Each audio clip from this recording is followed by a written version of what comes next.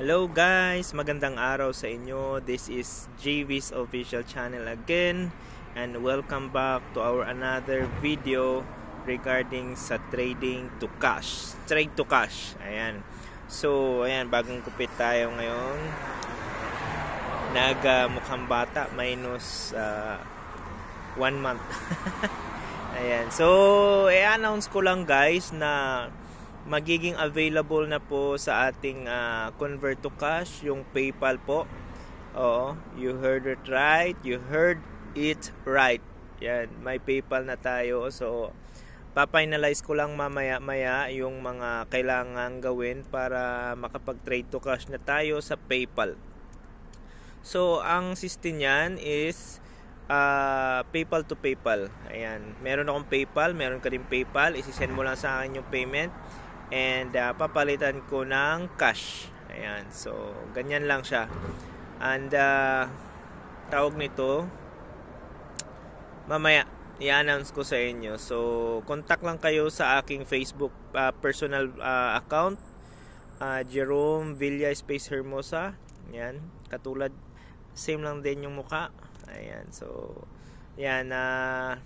See you around. Kita-kits mamaya sa ating message. Ayan, PM lang kayo sa mga gustong PayPal to cash. Magpa-convert ng PayPal to cash. Ayan. So, minimal fee lang tayo guys. 10% lang. So, pag medyo malaki, pwede natin bawasan yung fee. Pag malaki. So, minimum lang natin is 500.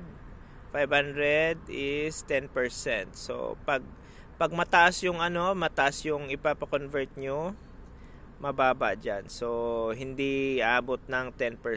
So, around 8%, 7%, mga ganon. So, depende sa amount na ipapa-convert nyo, ha? Okay? So, kita-kits tayo mamaya. And one thing, sa mga nagdududa pa rin, ayan, kita-kits pa din. So, yan lang yung natin, PayPal to cash today. Magiging available na siya later today. So, antay-antay lang kayo. And sa QR code natin sa GGives, mamaya marirelease na rin yung later today din, yung mababa yung fee. So, currently mataas yung fee ngayon. So, nasa 21% yung fee ko ngayon kasi mataas yung QR code price. So, yun lang guys. Maraming salamat sa inyong pagsuporta lagi dito sa ating YouTube channel. Maraming salamat sa inyong lahat.